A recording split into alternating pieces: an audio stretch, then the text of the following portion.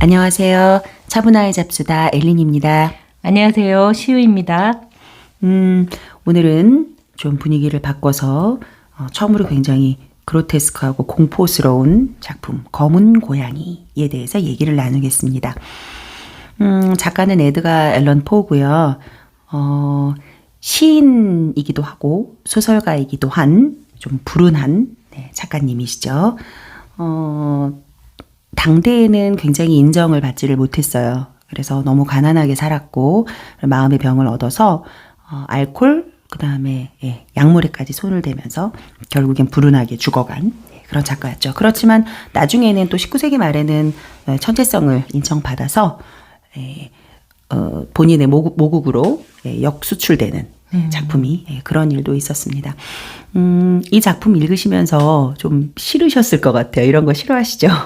예, 저 공포스러운 거 싫어해요. 겁도 많고, 예, 무서워갖고. 그럴 것 같아요. 굉장히 말랑말랑한 분이시라 소프트하고 뭔가 온화하고 좀 그런 분위기가 있으셔서 아마 이런 거는 제 취향이지 좋아하실 것 같지 않아요. 제가 말랑말랑해요? 그럼요. 굉장히 유하시고 부드러워 보이시고. 터프하지 않나요? 전혀 터프하지 않습니다.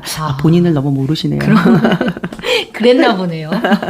전 내가 굉장히 덜렁거리고 터프한 사람으로 알고 있었는데. 그거 귀여워요. 괜찮아요. 그 정도의. 그럼요. 그래서 아마 좀 무서운 작품 싫어하실 것 같았어요. 네. 어때요? 요즘 넷플릭스 같은 데 보면 뭐 오징어 게임, 뭐 지옥 뭐 이런 거 굉장히 인기 많잖아요. 저는 너무너무 재밌게 봤거든요.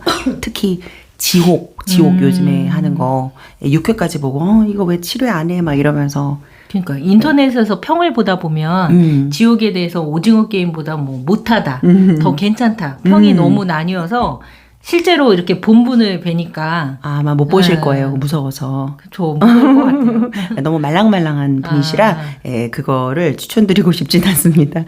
좀 화면이 굉장히 무섭거든요. 근데 사실 이 검은 고양이는 저는 영화로 약간 만들어진 것도 봤거든요. 예. 근데 소설에서 느꼈던 그 으스스함은 영화로 구현을 못했어요. 제가 처음에 이거를 읽었을 때 중학교 때였는데요. 추리소설을 굉장히 좋아하다 보니까 그리고 아무 없었다. 그거부터 시작해서 뭐 쭉 읽고 모르그가의 살인도 읽고 그다음에 이 검은 고양이도 읽었는데 정말 그 당시에도 충격적이었거든요. 처음에 이런 식으로 시작하잖아요. 지금부터 몹시 끔찍한 이야기 하나를 들려주고자 한다. 그러면서 내 말을 믿지 않아도 된다. 나부터도 이 사실을 부인하고 싶다 하면서 이렇게 시작이 되잖아요. 흥미를 다 끄는 거죠. 완전히. 이거 굉장히 재밌겠는데? 네, 그렇게 해서 순식간에 읽었던 기억이 나요.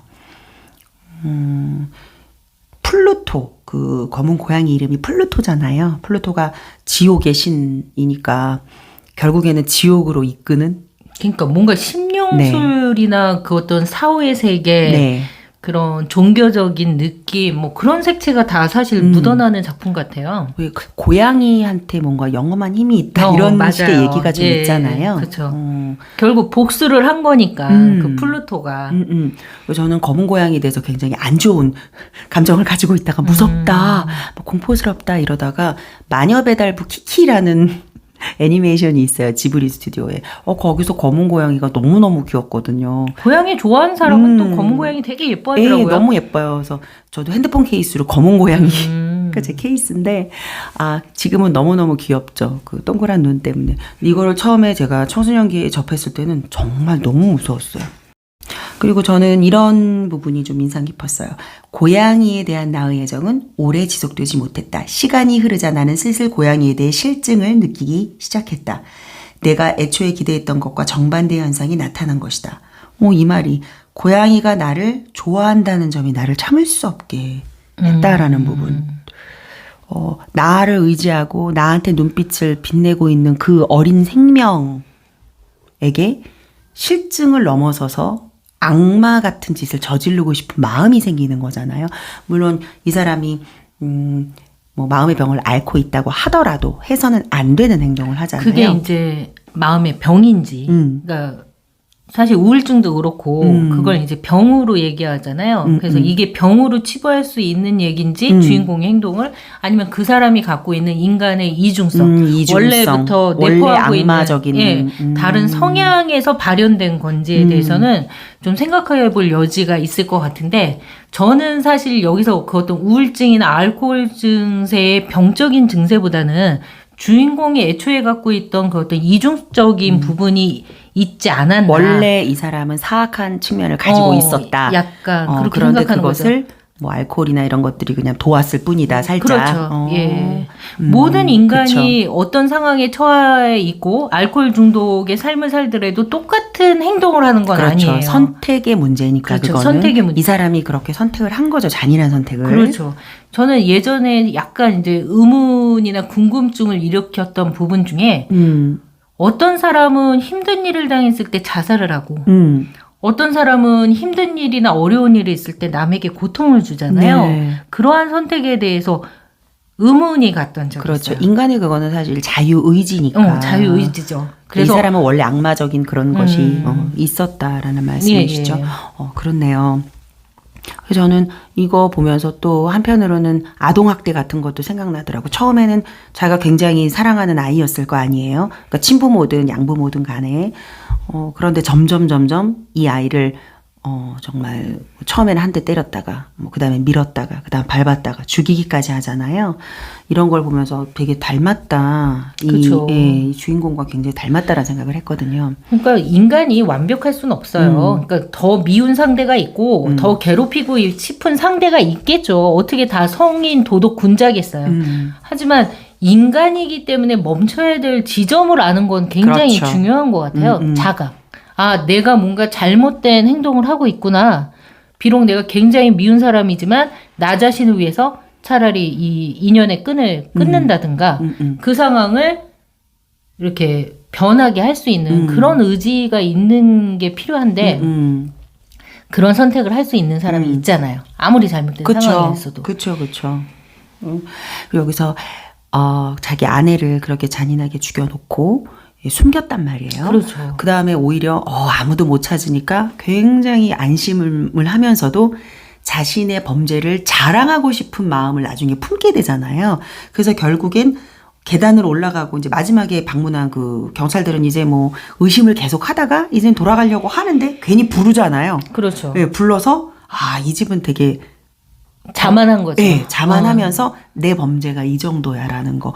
솔직히 다른 굉장히 극악무도한 그런 살인범들도 보면 자기의 범죄를 자랑하려는 그런 심리가 있단 말이에요. 그러니까 이 사람은 원래부터 그런 악마적인 그런 걸 가지고 있지 않았었나 이 소설 속에 이 사람은. 네, 저도 그렇게 생각을 해요. 네. 그래서 이 집은 구조가 썩 잘 되어 있다 이렇게 얘기하면서 이 벽들을 보세요 하면서 이렇게 막 본인이 두드리기까지 하잖아요. 그러니까 그 안에서 이제 소리가 난 거죠. 그죠? 이런 대범함까지도 보였다는 게 저는 굉장히 놀라웠어요. 긁어부스럼을 만드는. 그렇죠. 결국 자신의 그 어떤 성격과 자만심으로 인해서 완전 범죄가 못 됐던 거고, 그렇죠. 파멸에 이르게 된 거죠. 결말에 이르게 된 건데, 인간의 그 어떤 다양한 면모 그거를 봤을 때 한때 제가 OECD 국가 중에서 한국의 자살률이 굉장히 높은 것에 대해서 의문점을 가졌죠. 왜 우리나라 너무 어려운가 살기가 막 물론 다 어려워서 죽는 거죠. 그러니까 편해서 죽는 건 아니겠죠. 그렇죠. 근데 어려워서 죽는 그런 경우도 있지만 다른 나라랑 비교했을 때 우리나라 사람들이 책임감이 강하기 때문에 그런 선택을 한다는 걸 우연히 제가 어디서 읽었거든요. 네, 그런 요인이 있다고 저도 어떻게 분석해 놓은 거에서 조금 보긴 했어요. 근데 사실 이제 OECD 국가들이 거의 이제 선진국들이고 그러다 보니 거기에 이제 뭐 중국이라던가 뭐 북한이라던가 이런 나라들은 아예 가입 자체가 안 되고 동남아 국가들도 하나도 가입한 국가가 없거든요, OECD에. 그러다 보니까 아마 그 선진국들 사이에서 우리나라가 항상 뭐든지 좋은 건 꼴찌하고 나쁜 건 1등하는 좀 그런 결과가 있는 것 같기도 해요. 그리고 성실한 책임감 있는 국민성 이런 거 말씀하신 그래서 대로 오히려 있겠죠. 책임감이 없는 사람들은 자살을 선택하지 않는다고 하더라고요. 그리고 외국에서는 너무나 힘든 일이나 막 빚도촉을 받으면 우리나라는 또 자살하는 사람이 있다면 외국 사람들은 도둑질을 하거나 남한테 상해를 입히잖아요. 아니면 총기 난사를 한다든가 그런 차이점이 있겠죠. 결국 인간은 극악한 상황에 몰려서도 결국 자신이 그렇죠. 자유의지로 선택하는 거죠. 선택하는 그런 삶을 사는 거라고 생각이 들고요. 이걸 보면서 또 지킬 앤 하이드의 지킬 박사도 생각이 났어요. 네. 그 사람도 보면 굉장히 도덕적으로 이렇게 친송받았던 사람인데 그런 사람일수록 더 악마를 숨기고 있는 거죠. 그렇죠. 안에다가. 예, 오히려 이거를 약간 발산하면서 그렇죠. 좀 편하게 살았으면 네. 좋겠는데 자기 너무 안에 누르니까. 그 누르고 있는 그 악마성을 하이드로 표현을 하다가 결국 그 하이드에 의해서 이제 파멸이 되는 그런 그렇죠. 삶이잖아요. 그렇죠. 그런 걸 보면 좀 어느 정도는 발산을 하고 사는 삶이 필요하지 않을까도 싶고요. 그럼 그런 생각도 들더라고요. 인간은 누구나 그렇게 과학적인 그런 것에 대한 좀 호기심?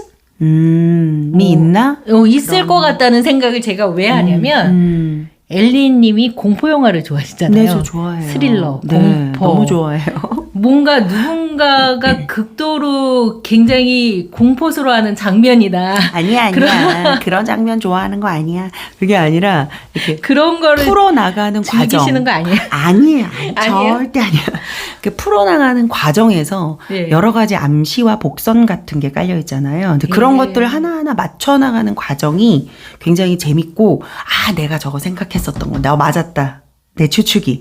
뭐, 요런 거를 맞히면서 굉장히. 그런가요? 네, 되게 만족스럽고, 범인을 내가 이제 알게 됐을 때, 뭐 이런 거. 그래요? 예. 그래서 저는 옛날에 오리엔탈 특급 살인 같은 거, 그런 거 읽었을 때도, 범인이 누구지라고 고민했는데 막판에 전부 다 범인이니까 너무 허무하더라고요.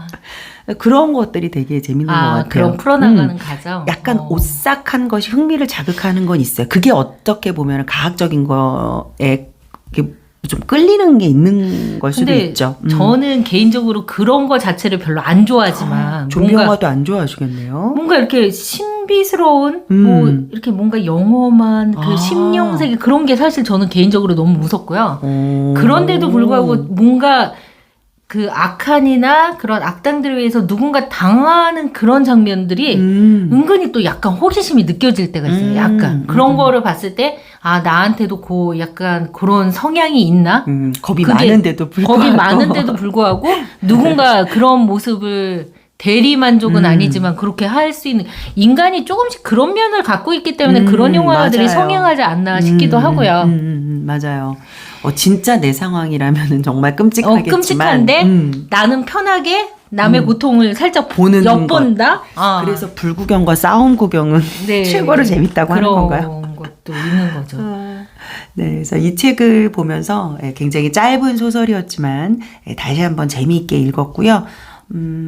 다음 주에는 저희가 무슨 책을 좀 하면 좋을까요? 한번 고민을 해서 선택을 하겠습니다. 네, 그러면 오늘 이것으로 마치겠습니다. 예, 안녕히 계세요.